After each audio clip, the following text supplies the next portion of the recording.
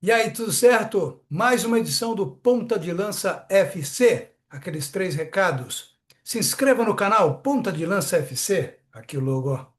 Dê o seu like e acione o sininho para receber as notificações e os vídeos, tá certo? Vou começar hoje falando da bola de ouro, tá? Ballon d'Or, que é da revista francesa France Football. E o prêmio foi concedido hoje com aquela festa, aquela pompa, aquela coisa. Oh, meu Deus. O grande vencedor foi o Paris Saint-Germain, o PSG.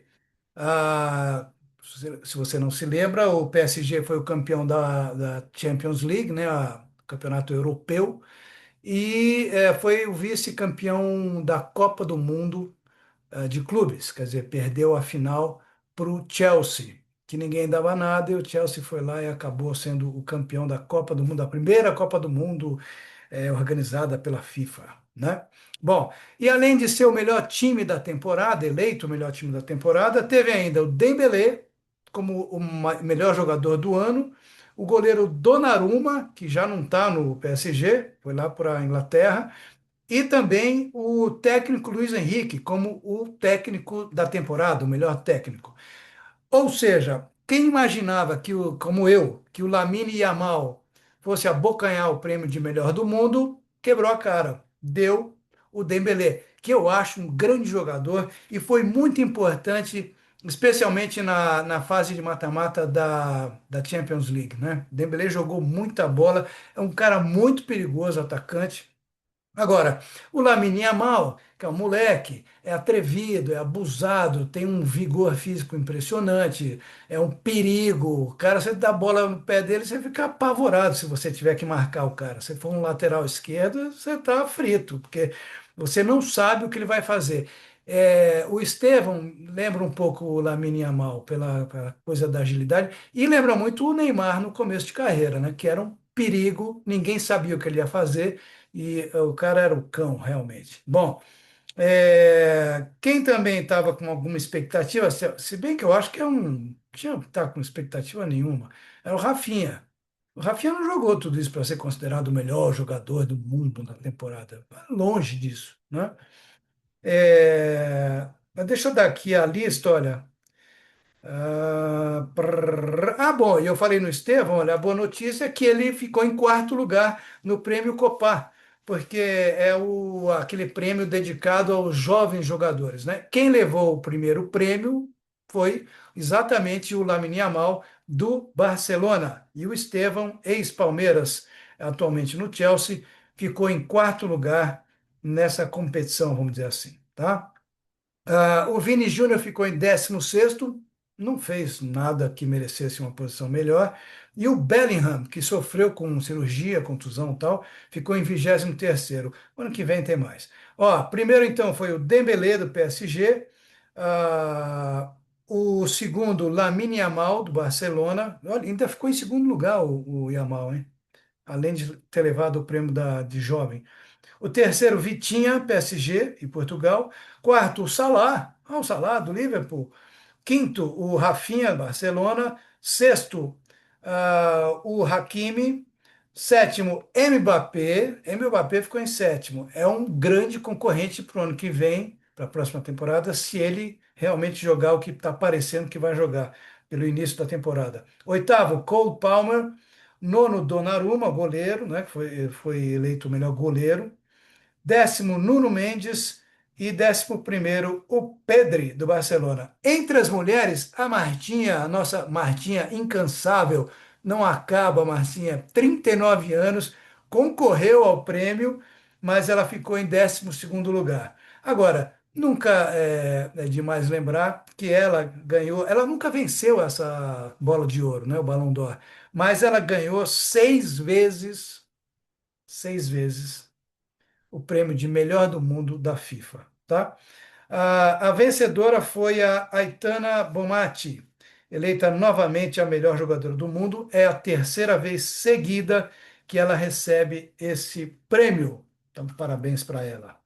Vamos falar do Brasileirão? Flamengo e Vasco, 1-1, deu um empate. O Flamengo mandou no jogo? Acho que Não, sim e não, né? Porque o Flamengo tem aquela coisa que dá uma impressão de que ele está arrasando, que é o domínio do jogo, né? Tá sempre com a bola, os rebotes vão sempre parar nos pés dos jogadores do Flamengo. Então, é realmente um domínio, mas para se transformar em gols é outra coisa. Precisa botar lá dentro da caixinha, aquele retângulo, que é bem lá, tem bastante espaço ali. E o Flamengo tem uma coisa que eu sempre falei. O Flamengo cozinha bem o jogo, pá, pim, pum, pum, pum. O time parece que tá tonto, o adversário, mas não chuta, não chuta. Agora, até que tá chutando mais, mas devia chutar muito mais. O Flamengo meteu bola na trave, etc. Mas agora tem uma coisa que eu acho que tem, que é importante observar para esse jogo, especificamente contra o Vasco, é que aí você pode pensar assim, pô, mas o Vasco, cara, o Vasco tá uma draga. Mais ou menos. Está melhorando. Está lá embaixo, né? Está perto da zona de rebaixamento, mas está melhorando. O Fernando Diniz está conseguindo imprimir o seu jeitão no time do Vasco da Gama, embora o Vasco cometa erros infantis às vezes, especialmente na saída de bola da defesa para o meio de campo para o ataque. Ontem eles fizeram uma presepada, cara. O Pedro quase fez o gol, que seria o gol da vitória, 2-1. Mas uma presepada, um bate no outro, o zagueiro. E o Pedro perdeu o gol. É que perdeu, eu não esperava, né? Mas enfim. É, mas o que eu queria dizer é o seguinte: o Vasco é um time mais entrosado que esse Flamengo que jogou ontem no Maracanã. Porque o Flamengo estava sem os titulares. Então, eu não sei se nos treinos, eu não estou lá para ver, se joga sempre o titular contra o reserva. Porque o Felipe Luiz tem essa história de que não tem titular, não sei o quê. Porque se for assim, tudo bem, tem entrosamento os reservas, mas não é o que se viu. O Flamengo não estava tão entrosado assim, melhorou quando entraram os titulares, alguns deles, né? Então eu acho que tem essa diferença também. O Flamengo jogando com um time que não está habituado a sempre entrar em campo, contra um Vasco que tá enfrentando a própria situação, está ali, está lutando e tal. Então, 1-1 foi um bom resultado, um excelente resultado para o Vasco, só não foi em termos de pontuação, porque ele não deixa aquele lugar lá, ele está lá embaixo, perto da zona de rebaixamento. Mas para o Flamengo, é, mais 2 pontinhos seriam essenciais para ele manter a distância na primeira colocação, né? Porque aí ele vê Palmeiras e Cruzeiro se aproximarem lá na frente, tá? E eu queria fazer dois destaques aqui, um negativo e um positivo. O negativo é o Fernando Diniz. Aquele jeito dele, cara, que jeito, que falta de respeito com os jogadores, cara. Ele acha que ele é quem? Fernando Diniz, você não pode tratar o jogador assim. Você xinga o cara. O que que é? Ah, é o futebol? É lindo isso. Você tratar o cara, xingar. E fica com aquela cara de louco. Esse cara é formado em psicologia, é isso? Imagina você ser tratado com o Fernando Diniz. Essa é a minha opinião, tá? E o destaque positivo é o garoto Ryan, abusado, perigoso, quase fez 2-1 para o Vasco ontem em cima do Flamengo. Ele fez um golaço de cabeça, né? Mas quase fez outro. Bom, Internacional 2, Grêmio 3. Jesus. O Inter, se faz o gol de pênalti nos acréscimos, Alan Patrick, seriam 3 gols de pênaltis feitos pelo mesmo jogador, Alan Patrick. Só que ele chutou, bateu na trave e na volta o atacante perdeu o gol. Eu acho que nem esperava a bola em cima dele. É, E aí, o que que aconteceu? Que se esperava. Roger Machado demitido, né? Não resistiu. O Inter perdeu em casa para o principal rival e aí foi mandado embora nos vestiários depois do jogo. Ele nem apareceu para entrevista coletiva. Agora, eu vou dizer uma coisa para vocês. O Inter não estava aquele time bom, não. Os jogadores estão meio esquisitos, sei lá. Parece que não estão entrosados, aí falta, erram muito passe perto, assim, uma coisa estranha, cara, e perdem gol também. Aquele Carboneiro perdeu um gol, né? Podia ter mudado a sorte do jogo. Por outro lado, o Grêmio ali, pá, pá, pá, tá melhorando, né? Até quando eu não sei, mas tá melhorando. E um dado importante, olha só, que acho que foi levantado por algum jornalista do Lance, talvez. Não sei se eu estou certo. Desde que o presidente do Inter assumiu em 2021, o nome dele é Alessandro Barcelos, a rotina é a mesma. Nenhum treinador termina a temporada. Chega um técnico, o torcedor fica esperançoso, a coisa dá uma engrenada, vem os bons resultados, aí de repente começam os maus resultados, um empate aqui, outro empate ali, aí uma derrota inesperada aqui, vem a crise e a demissão. Será que não é o presidente do Inter que não sabe fazer a gestão correta dessa que é uma função fundamental no futebol, que é de técnico, né? Técnico de um time de futebol, que é um esporte coletivo? Será que não é o Alessandro Barcelos que não está sabendo trabalhar direitinho? Ué, nenhum técnico fica lá? Ué, deixa o cara trabalhar, pô, deixa o cara trabalhar. Vem maus resultados, mas se o cara é bom, o Roger Machado é bom técnico. Deixa ele lá, uma hora sai da confusão. Coringão, falar em confusão, depois de duas vitórias e um empate, que foi a melhor sequência no Brasileirão. Olha, duas vitórias e um empate, a melhor sequência, que aí já vem uma derrota. Mais uma derrota, 1-0 no Recife para o lanterna do campeonato. O Esporte Clube do Recife só ganhou do Corinthians ontem e do Grêmio. Não ganhou de mais ninguém. E continua na lanterna. E foi a primeira vitória em casa, do esporte, em casa, na Ilha do Retiro, depois de 13 jogos, mas ó, foi lá atrás. Foi na semifinal do Campeonato Pernambucano contra o Santa Cruz. Fazia tempo, né? E ganhou do Corinthians. 1-0. Gol do Mateuzinho. O Corinthians está em 10º lugar, a 7 pontos do Vitória, que é o primeiro da zona do rebaixamento. Então, tem que abrir o olho, né? O Corinthians vai jogar em dezembro a semifinal da Copa do Brasil contra o Cruzeiro. E domingo agora, que aliás eu falei aqui que era uma sorte do Corinthians, né? Porque se pega o Cruzeiro agora, perde. E domingo agora pega o Flamengo em Itaquera. Só se o Flamengo vier com um time desentrosado, que nem contra o Vasco. Mas o Corinthians pega o Flamengo no Itaquerão no domingo, o jogo acho que é às 8h30 da noite, né? É. E os três principais jogadores, acho que não vão estar juntos. Yuri Alberto, o Rodrigo Garro e o Memphis Depay. Ontem não jogaram os dois estrangeiros. O Yuri Alberto começou jogando, mas depois saiu. E aí, para enfrentar o Mengão, cara, sei não, hein? Só a torcida não segura a onda, não. Deixa eu só confirmar aqui o jogo do Flamengo. É às 8h30, Corinthians e Flamengo. Santos e São Paulo, clássico Sansão, 1-0 para o Peixe, grande vitória, vitória gigantesca do Santos em cima do São Paulo. Tudo bem que o Tricolor estava com o time reserva, que está se poupando para a Libertadores, e não foi páreo para o time do Santos. E bateu, hein? Tem uns jogadores ali em São Paulo que gostam de rachar, né? O Santos está melhorando. Eu acho que com a entrada do Vojvoda, a chegada do Vojvoda, o Santos já melhorou. Já é um time mais corajoso, um time mais firme, né? E olha aqui, essa é a minha opinião também. Sem o Neymar, o Santos melhora. Os jogadores não ficam com aquele peso de ter que passar a bola para o camisa 10 do Santos, que não está jogando mais o que jogava, não vai voltar a jogar do jeito que jogava. E fica sempre aquela coisa, uma coisa, uma pose, um negócio, não sei o quê, papapito, tal, tal. Tudo bem, ele dá uns passes, faz uns lançamentos que você olha e fala, pô, o cara tá com um olho aqui, né? Mas não é, eu acho que não é suficiente.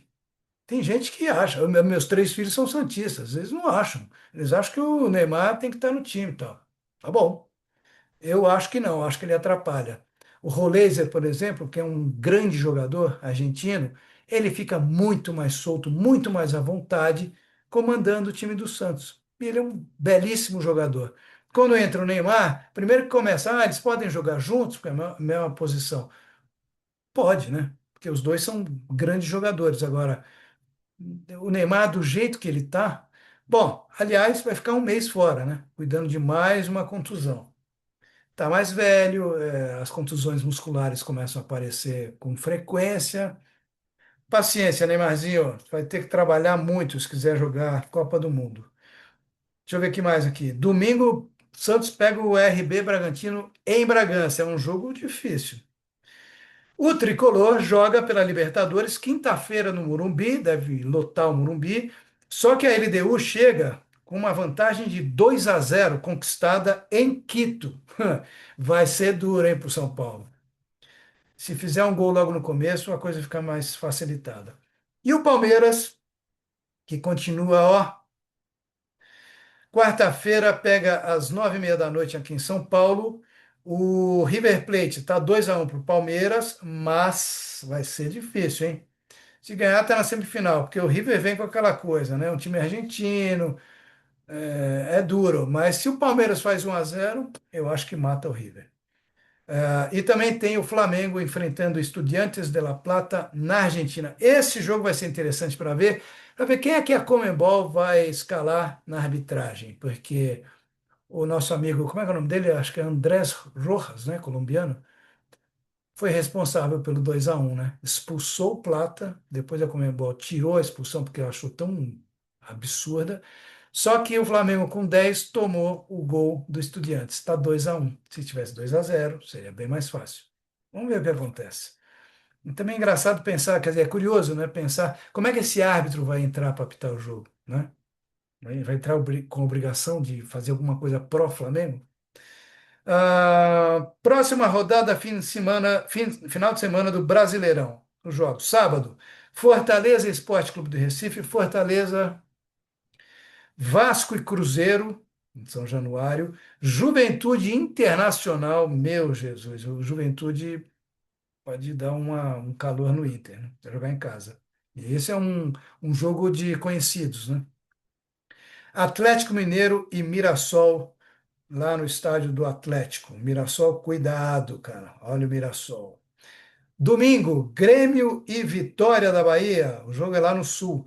Fortaleza, Fluminense e Botafogo, clássico no Rio de Janeiro. Bahia e Palmeiras na Fonte Nova. O RB Bragantino contra o Santos. E o Corinthians contra o Flamengo às 8 da noite, esse jogo no Itaquerão. E na segunda-feira, o encerramento da rodada, São Paulo e Ceará. Quer saber a quantas anda a classificação do Brasileirão? Olha aqui, ó. Flamengo em primeiro com 51 pontos, Cruzeiro em segundo com 50, o Palmeiras em terceiro com 49, o Mirassol, grande Mirassol, em quarto com 42, depois vem Botafogo com 39, Bahia 37. Esses são os 6 primeiros. Depois vem São Paulo, Fluminense, Bragantino e Corinthians. Deixa eu ver aqui, 11º. Ceará, depois vem Grêmio Internacional, Santos em 14º com 26 pontos, Atlético Mineiro em 15º com 25, Vasco com 24 em 16º, e aí vem a zona da degola. Vitória 22, Juventude 21, Fortaleza 18 e Sport Recife 14. Tem um camarada na rua querendo fazer entrega. Tá bom? A gente volta na próxima quarta-feira. Abraço. Tchau.